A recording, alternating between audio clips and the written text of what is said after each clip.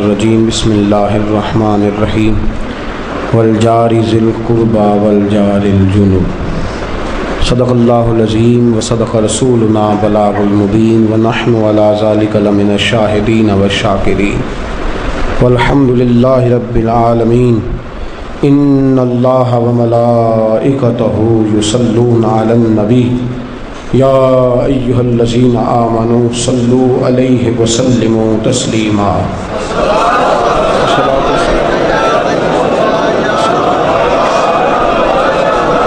الصلاۃ والسلام علیک یا سید یا نبی اللہ وعلی آلک واصحابک یا سید یا حبیب اللہ۔ تمام دوست درود پاک پڑھیں۔ الصلاۃ والسلام علیک یا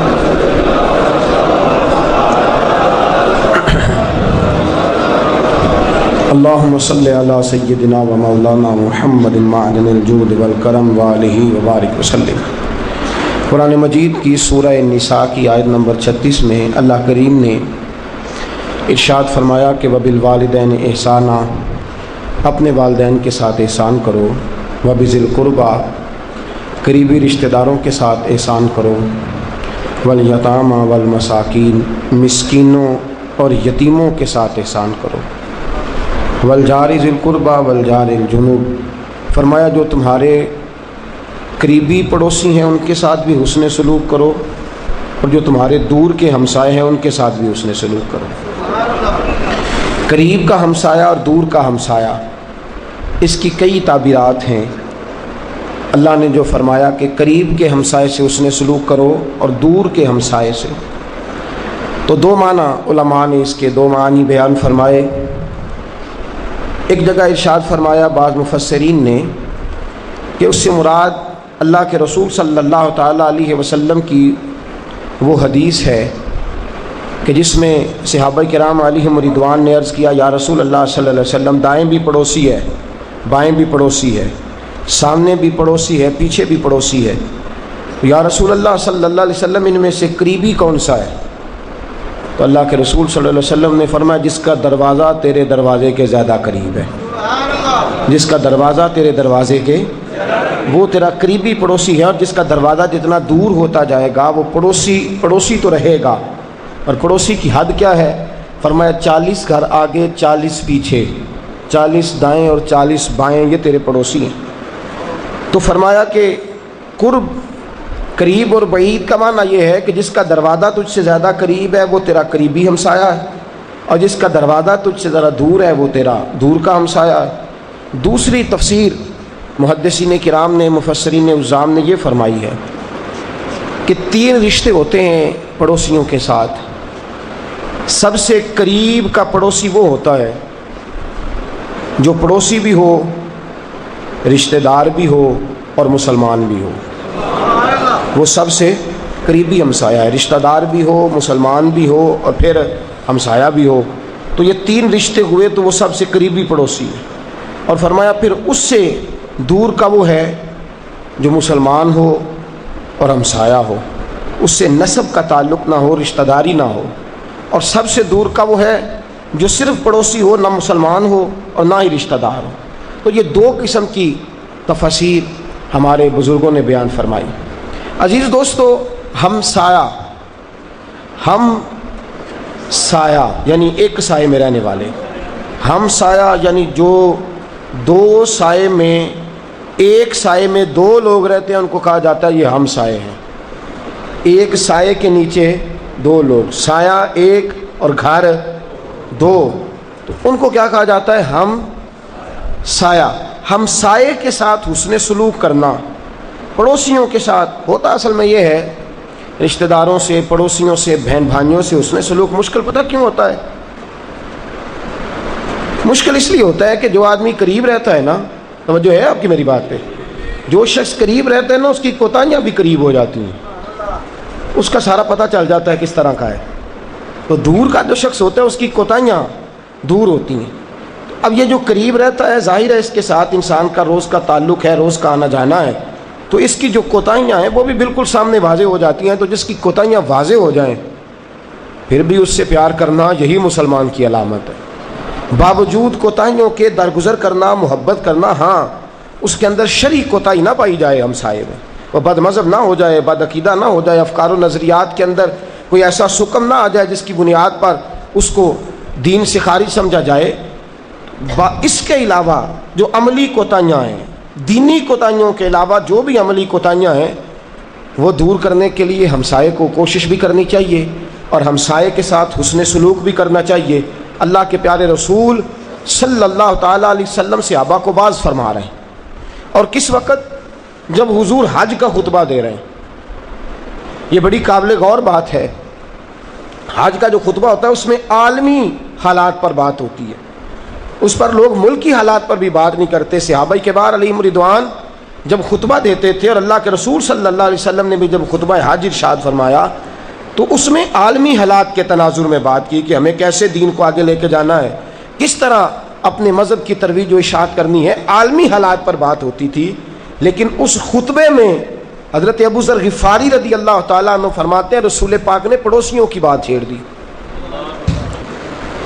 اللہ کے محبوب صلی اللہ علیہ وسلم نے اس خطبہ میں پڑوسیوں کے حقوق کی بات چھیڑ دی، اور نبی کریم صلی اللہ تعالیٰ علیہ وسلم نے جو ارشاد فرمایا، کیونکہ حضور علیہ السلام کا یہ معجزہ ہے کہ حضور تھوڑے لفظوں میں بڑی بات بیان کرتے ہیں، لفظ تھوڑے ہوتے ہیں لیکن ان کی گہرائی اور گہرائی، ان کی وسعت بے شمار اور لا تعداد اور بے حساب معنی سمجھ ہوتی ہے۔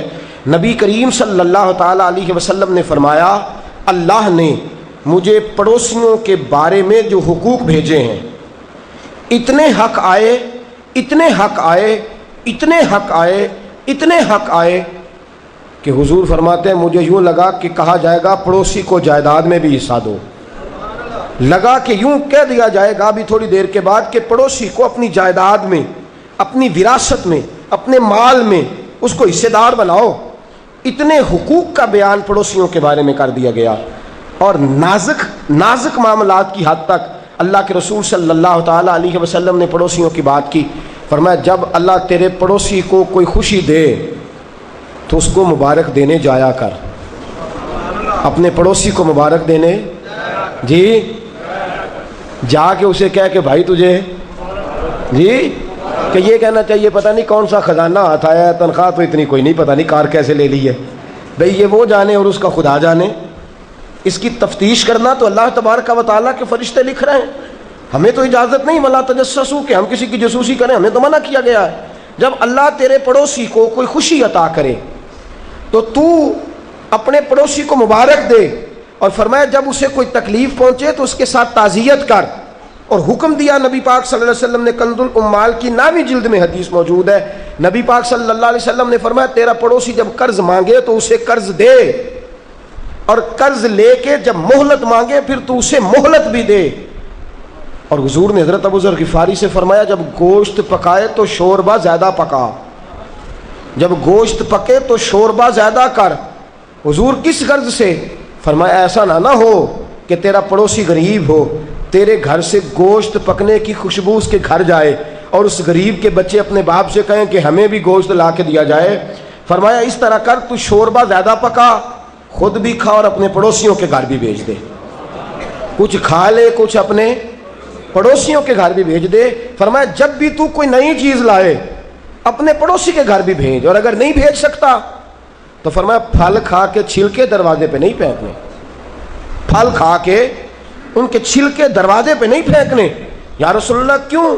اللہ کے محبوب علیہ السلام نے فرمایا اس لیے کہ پڑوسی کے بچے دیکھیں گے تو رو پڑیں گے اور ضد کریں گے کہ ہمیں بھی پھل چاہیے، ہمسایوں نے کھایا ہے۔ ممکن ہے باپ لے کے دینے کی پوزیشن میں ہو، ممکن ہے وہ اس قابل نہ ہو، لہٰذا ہمسائے کا یہ حق ہے کہ تم اس کا خیال رکھو۔ سید عالم صلی اللہ تعالیٰ علیہ وسلم نے اس قدر تاکید فرمائی، فرمایا تیرا ہمسایہ ہے، تیرے دکھوں کا ایک بڑا خوبصورت ارشاد ہے حضرت ابو بکر صدیق کا رضی اللہ تعالیٰ، حضرت ابو بکر صدیق رضی اللہ تعالیٰ عنہ کے صاحبزادے حضرت عبد الرحمن بن ابو بکر کا اختلاف ہو گیا اپنے ہمسائے سے، لڑائی شروع ہو رہی ہے، کسی بات میں جھگڑا ہو رہا ہے، کسی نے جا کر کے سیدنا صدیق اکبر رضی اللہ تعالیٰ عنہ کو بتلایا، امیر المومنین خلیفۃ المسلمین جانشین مصطفیٰ قافلہ سالار عشاق مصطفیٰ حضرت سیدنا ابو بکر صدیق رضی اللہ تعالیٰ عنہ تشریف لائے، بجائے اس کے کہ بیٹے کی سپورٹ کرتے بجائے اس کے کہ کوئی بات سنتے، بجائے اس کے کہ جھگڑے کی تفصیلات پوچھتے، ایک ہی بات کہی. فرمایا بیٹا مجھے پتہ کوئی نہیں تم دونوں کا جھگڑا کیا ہے، مجھے خبر نہیں کہ تم دونوں کس بات میں اختلاف رکھتے ہو، لیکن فرمایا بیٹا تجھے کوئی تکلیف پہنچے گی تو میں وہ تیسرے محلے سے اٹھ کے آؤں گا، لیکن تیرا پڑوسی تو تیرے بالکل ساتھ رہتا ہے نا.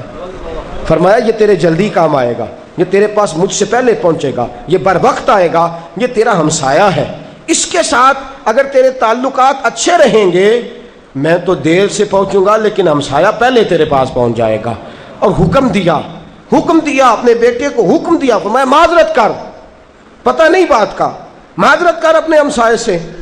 حضرت ابوبکر صدیق کی زبان سے جملے نکلے معذرت کر، تو ہمسایہ کہنے لگا حضور آپ کے صاحبزادے کی تو غلطی نہیں، غلطی تو میری ہے، یہ کیوں معذرت کرے، میں معذرت کرنے کو تیار ہوں، آئندہ سے میری شکایت بھی کوئی نہیں آئے گی. تو ہمسائے کے ساتھ حسن سلوک رکھنا، ہمسائے کے ساتھ تعلقات. ہمارے ہاں تو یہ ہوتا ہے کہ وہ جو نازک معاملات ہیں نا، معاذ اللہ نازک معاملات، بیٹی کے نازک معاملات جن میں ہم نے سپورٹ کرنی ہے، رشتہ دیکھنے آیا ہے تو ہم نے کہنا ہے کہ یہ بڑے اچھے لوگ ہیں. کوتاہیاں اگر شرعی نہیں تو پردہ ڈالنا ہے. ہم وہاں بھی کیا کردار ادا کرتے ہیں، ہم کہتے ہیں بچی تو بڑی اچھی ہے، باپ بھی بڑا اچھا ہے، اور اماں بھی بڑی اچھی ہے، بہنیں بھی بڑی پردہ دار ہیں، گھرانہ بھی بڑا صاف ستھرا ہے، پر ان کا بھائی کئی دفعہ جیل جا چکا ہے.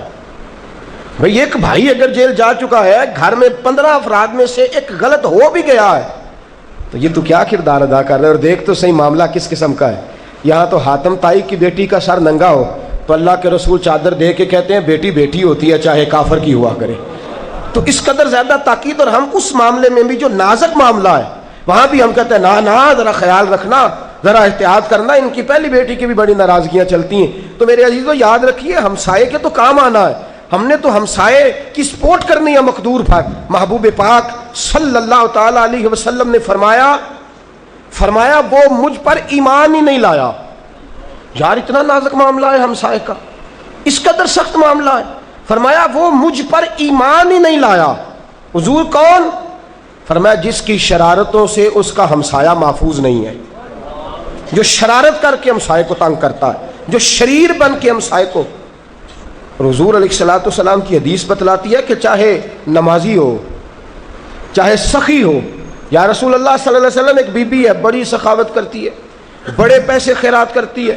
یا رسول اللہ صلی اللہ علیہ وسلم نمازی بھی ہے، قرآن بھی بڑا پڑھتی ہے، باتیں ساری اچھی ہیں، لیکن زبان کی ذرا سخت ہے. اپنے ہمسایوں کو اپنی زبان سے بڑی اذیت دیتی ہے، تکلیف دیتی ہے. ان کے ساتھ بات کرتی ہے تو ان غریبوں کی عزت اچھال دیتی ہے، ان کے دل توڑ دیتی ہے، ان کو تکلیفوں میں مبتلا کر دیتی ہے. اللہ کے رسول صلی اللہ علیہ وسلم نے فرمایا اس سے جا کے کہہ دو کہ تیرے صدقے اور تیری نمازیں تیرے کام نہیں آئیں گی بلکہ تو جہنم میں جائے گی. اس لیے کہ تیری زبان سے تیرے ہمسائے محفوظ نہیں ہیں، تیری زبان سے تیرے ہمسائے محفوظ نہیں ہیں، لہذا تو دوزخ میں جائے گی. چاہے تیرے کتنے ہی صدقات و خیرات ہو، چاہے کتنی ہی لمبی تو نمازیں پڑھے، چاہے کتنے ہی زیادہ تو قرآن پاک کے ختمات کر لے، جب تک تیرا ہمسایہ ہی تیری زبان سے محفوظ نہیں، ہمسایہ ہی محفوظ نہیں. اور میرے رسول پاک صلی اللہ علیہ وسلم کی خدمت میں عرض کی یا رسول اللہ مدینے کے فلانے محلے کی ایک غریب بی بی ہے، نمازیں بھی لمبی نہیں پڑھتی، صرف فرض پڑھتی ہے، قرآن بھی تھوڑا پڑھتی ہے، گھر میں وقت نہیں ملتا، نوکرانی کوئی نہیں، سارے کام اس کو اپنے ہاتھ سے کرنے پڑتے ہیں. یا رسول اللہ صلی اللہ علیہ وسلم بیچاری مالدار نہیں، خشک پنیر کے خشک ٹکڑے صدقہ کرتی ہے، لیکن حضور کیا بات ہے، ہمسائے کے گھر میں کوئی بیمار ہو جائے تو کھانا پکا کے بھیجتی ہے، ان کے بچے آ جائے تو ماتھا چومتی ہے، ان کے گھر میں کسی قسم کا کوئی مسئلہ بن جائے تو آگے بڑھ کے داد رسی کرنے کی کوشش کرتی ہے. نمازیں تھوڑی، صدقات تھوڑے، تلاوت قرآن تھوڑی سے مراد یہ کہ فرض نماز پڑھتی ہے لیکن نوافل کی کثرت نہیں. یا رسول اللہ اپنی زبان سے، اپنے کردار سے اپنے ہمسایوں کو تکلیف نہیں دیتی. رسول پاک نے فرمایا اسے جا کے خوشخبری دے دو کہ اللہ نے اسے جنت دینے کا فیصلہ فرما لیا، اللہ نے اسے جنت دینے کا فیصلہ کر لیا. ایک صحابی ہیں، روزانہ معمول ان کا یہ ہے کہ وہ فجر کی جماعت ہوتی، سلام ایک طرف پھرتا دوسری جانب سلام مکمل ہوتا، فٹافٹ اٹھ کے گھر چلے جاتے. ان کا یہ معمول بڑا عجیب تھا. پہلی صف میں کئی دفعہ ہوتے تو گزرتے تو ٹانگیں بھی پھلانگ کے جانا پڑتا کئی لوگوں، لیکن جلدی نکل جاتے. بہت سارے لوگ ان کے اس معمول سے، اور ہم پتہ کیا کرتے ہیں، بعض اوقات ہم بدگمان بھی جلدی ہو جاتے ہیں، بدگمان بھی، دیکھو جی اس کو پتہ ہی کوئی نہیں، حالانکہ نہ جانے بیچارے کی کیا مجبوری ہے، جلدی جا رہا ہے یا دیر سے آ رہا ہے۔ اب وہ روزانہ بر وقت نکل جاتے۔ صحابہ کرام علیہم رضوان میں سے اکثر کے ذہن میں خیال اٹھتا کہ یہ اتنی جلدی کو چلے جاتے ہیں، دعا ہونی ہے، اللہ کے محبوب صلی اللہ علیہ وسلم تشریف فرمائے، اور جب تک حضور گھر کی طرف قصد نہیں فرماتے، ارادہ نہیں کرتے، صحابہ بھی بیٹھے رہتے ہیں، یہ اتنی جلدی کیوں چلے جاتے ہیں؟ سلام، نماز کا سلام پھرا ہے، اٹھ کے فوراً نکل گئے۔ اچھا، اللہ کے رسول صلی اللہ علیہ وسلم نے بھی ان سے پوچھا نہیں کتنے دن گزر گئے، حالانکہ ایسی بات ہوتی تو لوگوں کا ذہن صاف کرنے کے لیے پہلے ہی پوچھ لیتے، لیکن حضور نے قصداً ارادتاً، صحابہ کہتے ہیں بات کو لمبا کر دیا، ہم بھی خاموش رہے کہ حضور ہی پوچھیں۔ ہم نبی کریم کی موجودگی میں سوال و جواب نہیں کرتے تھے، اپنا آپ پیش نہیں کرتے تھے۔ رسول کریم صلی اللہ علیہ وسلم نے کئی دنوں کے بعد کھڑا کر لیا، توجہ ہے آپ کی، میری بات کی سمجھ آ رہی ہے؟ کھڑا کیا اور حضور نے فرمایا آپ جلدی کیوں چلے جاتے ہیں، جلدی کیوں چلے جاتے ہیں؟ کہا یا رسول اللہ صلی اللہ علیہ وسلم میرے 3 4 سال کے 2 بچے ہیں، اور حضور جب نماز کی ادائیگی کے بعد جاتا ہوں تو جا کے انہیں جگاتا ہوں۔ حضور نے فرمایا اگلی بات کیا ہے؟ کہا یا رسول اللہ میرے ہمسائے کے صحن میں کھجوروں کے درخت ہیں، سویرے ٹھنڈی ہوائیں جب مدینے کو چھو کے گزرتی ہیں اور برکت لے کے جاتی ہیں تو یا رسول اللہ کھجوریں میرے صحن میں گر جاتی ہیں۔ بچے تو بچے ہوتے ہیں، حالانکہ شرعی بات یہ ہے کہ گری ہوئی چیز کھجور اگر کسی نے اٹھا کے کھا لی تو اس پر مواخذہ نہیں، گری ہوئی۔ فرمایا چونکہ ان کی کھجوریں میرے صحن میں گر جاتی ہیں، یا رسول اللہ صلی اللہ علیہ وسلم میں نماز پڑھ کے جاتا ہوں، ساری رات کی گری ہوئی کھجوریں کٹھی کر کے پہلے ان کے صحن میں پھینکتا ہوں، اس کے بعد بچوں کو جگاتا ہوں۔ یا رسول اللہ ڈر لگتا ہے کہیں ہمسائے کے حقوق کے اندر کوئی زیادتی نہ ہو جائے، اس لیے حضور نماز کے فوراً بعد اٹھ کے چلا جاتا ہوں۔ اب رزلٹ نکلنے لگا ہے، اب رزلٹ نکلنے لگا ہے۔ اب حضور علیہ السلام ارشاد فرمانے لگے ہیں، یا تو یہ ہونا چاہیے کہ حضور کہیں شاباش، یا یہ ہونا چاہیے کہ حضور فرمائے کوئی بات نہیں، بچہ بھی تو نابالغ ہوتا ہے، یا حضور یہ فرمائے کہ گری ہوئی چیز اٹھا کے کھا لینے میں حرج نہیں، لیکن یہاں شاباشی کس انداز میں دی؟ حضور نے فرمایا یہ تیرا عمل مجھے بھی بڑا پسند ہے، فرشتوں کو بھی بڑا پسند ہے، اور میرے اللہ کو بھی بڑا پسند ہے۔ اپنے ہمسائے کا خیال رکھنا، اپنے ہمسائے کے حقوق کا خیال رکھنا۔ پتہ حضور نے کیا فرمایا؟ فرمایا کسی نے باہر سے چوری کی تو 1 چوری کا گناہ، اور اگر ہمسائے کی کوئی چیز چرا لی تو 10 چوریوں کی سزا ملے گی، 10 چوریوں کی سزا ملے گی۔ اگر ایک پیالی بھی رکھ لی ہمسائے کی، تو ایک چمچہ بھی چھپا لیا ہمسائے کا، اور ہمسائے کا اگر تکیے کا ایک غلاف بھی ہمارے سین میں گر گیا اور ہم نے واپس نہ کیا تو 1 چوری نہیں 10 چوریوں کی سزا ہوگی۔ ہمسایہ ایک سائے میں رہنے والا، اس کا جو کردار اور اس کے جو افعال ہیں، ضروری نہیں کہ وہ بھی آپ کے ساتھ اچھے ہوں، آپ نے اپنا کردار پیش کرنا ہے، آپ نے اپنی طرف دیکھنا ہے۔ اللہ کے رسول صلی اللہ تعالیٰ علیہ وسلم نے فرمایا وہ شخص مجھ پر ایمان نہیں لایا جس کی شرارتوں سے اس کا ہمسایہ ہی محفوظ نہیں۔ اور ایک اور بات بھی حضور نے فرمائی، یہ نہ ہو کہ آپ کے گھر میں روز گوشت پکے اور ہمسایہ تکلیف میں رہے۔ حضور علیہ الصلوۃ والسلام نے فرمایا میں اسے مومن نہیں مانتا، میں مومن نہیں مانتا۔ یا رسول اللہ کسے؟ فرمایا جو خود تو پیٹ بھر کے کھا لیتا ہے اور ہمسایہ بیچارہ بھوکا اپنے بچوں کو سلا دیتا ہے۔ وہ خود تو پیٹ بھر کے کھا لیتا ہے لیکن اپنے بچوں کو، ہمسایہ کے بچوں کی طرف توجہ نہیں کرتا۔ تو عزیز دوستو یاد رکھیے گا اللہ کے رسول صلی اللہ، اور پھر ایک بات حضور نے اور بھی ارشاد فرمائی، فرمایا اگر تمہارا ہمسایہ تمہیں تحفہ بھیجے نہ تو حقیر نہ جانو، نہ تم یہ حقیر جانو کہ یہ چیز ہمسایہ کے گھر، اب 1 پیالی سالن بھیجوں، اسے حقیر نہ جانو۔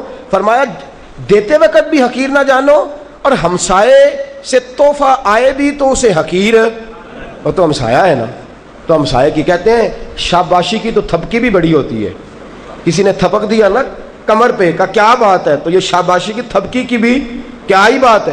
تو حضور سید عالم صلی اللہ علیہ وسلم نے کیا خوبصورت جملہ ارشاد فرمایا، فرمایا ہمسایہ اگر بکری کا کھر بھی بھیجتے تو وہ بھی تحفہ سمجھ کے قبول کر لو، اگر وہ بھیجے صحیح تمہاری طرح، یہ نہ کہو کہ لوگ گلا سڑا پھالا ہے تو میرے گھر بھیج دیا ہے، دیکھو اس کو خبر ہی نہیں کس طرح اس نے سلوک کیا جاتا ہے۔ تو عزیز دوستو یاد رکھیے گا ہم، اچھا کسی گناہ پر حضور نے احتجاج کا حکم نہیں دیا، حقوق العباد ضائع ہوتے ہیں، باپ کو بھی نہیں کہا کہ تو احتجاج کر، جاگ رہے ہیں آپ لوگ؟ جاگ رہے ہیں؟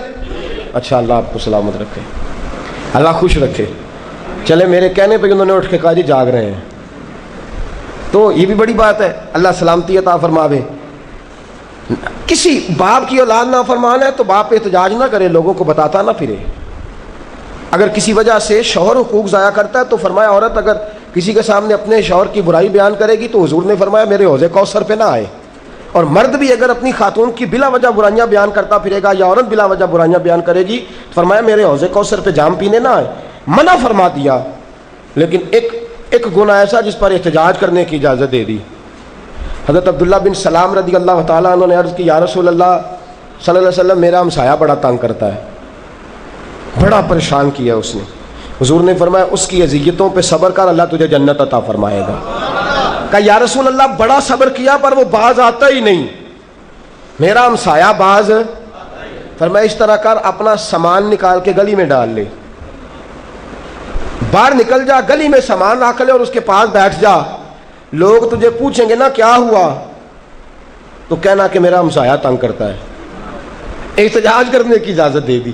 فرمایا سامان گلی میں لے آ، فٹ پاتھ پہ آ جا، گلی میں آ جا، لوگ جب تجھ سے سوال کریں کہ ماجرا کیا ہے تو کہنا میرا ہمسایہ مجھے تنگ کرتا ہے۔ حضرت عبداللہ ابن سلام گئے اور دروازے پہ بیٹھ گئے سامان لے کے۔